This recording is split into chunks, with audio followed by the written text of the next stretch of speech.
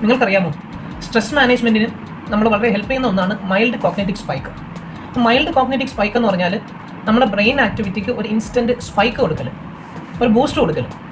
അതായത് പുതിയൊരു കാര്യം പഠിക്കുന്നതുകൊണ്ട്, ഫോർ എക്സാമ്പിൾ പുതിയൊരു ലാംഗ്വേജ് പഠിക്കുന്നതുകൊണ്ട്, അതുപോലെ നമ്മൾ പസിൽ സോൾവ് ചെയ്യുന്നതുകൊണ്ട്, അതുപോലെ തന്നെ ചെസ് ഗെയിം കളിക്കുന്നതുകൊണ്ട്, ഇതുപോലെ മെൻ്റൽ ആക്ടിവിറ്റീസിൽ നമ്മൾ engaged on A daily basis നമ്മൾ എൻഗേജ് ചെയ്യുവാണെങ്കിൽ ഇതുമൂലം പുതിയ ബ്രെയിൻ ന്യൂറോ പാത്വേസ് നമ്മുടെ ബ്രെയിനിൽ ക്രിയേറ്റ് ചെയ്യാനും അത് നമ്മുടെ മെൻ്റൽ വെൽബീങ്ങിന് വളരെ ഹെൽപ്പ് ചെയ്യാനും അതുമൂലം സ്ട്രെസ്സിന് ഒരു പരിധി വരെ നമുക്ക് റെഗുലേറ്റ് ചെയ്യാനും സാധിക്കും.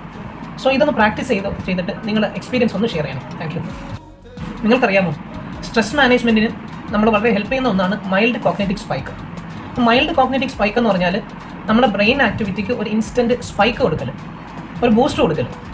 അതായത് പുതിയൊരു കാര്യം പഠിക്കുന്നതുകൊണ്ട്, ഫോർ എക്സാമ്പിൾ പുതിയൊരു ലാംഗ്വേജ് പഠിക്കുന്നതുകൊണ്ട്, അതുപോലെ നമ്മൾ പസിൽ സോൾവ് ചെയ്യുന്നതുകൊണ്ട്, അതുപോലെ തന്നെ ചെസ് ഗെയിം കളിക്കുന്നതുകൊണ്ട്, ഇതുപോലെ മെൻ്റൽ ആക്ടിവിറ്റീസിൽ നമ്മൾ engaged on A daily basis നമ്മൾ എൻഗേജ് ചെയ്യുവാണെങ്കിൽ ഇതുമൂലം പുതിയ ബ്രെയിൻ ന്യൂറോ പാത്വേസ് നമ്മുടെ ബ്രെയിനിൽ ക്രിയേറ്റ് ചെയ്യാനും അത് നമ്മുടെ മെൻ്റൽ വെൽബീങ്ങിന് വളരെ ഹെൽപ്പ് ചെയ്യാനും അതുമൂലം സ്ട്രെസ്സിന് ഒരു പരിധി വരെ നമുക്ക് റെഗുലേറ്റ് ചെയ്യാനും സാധിക്കും.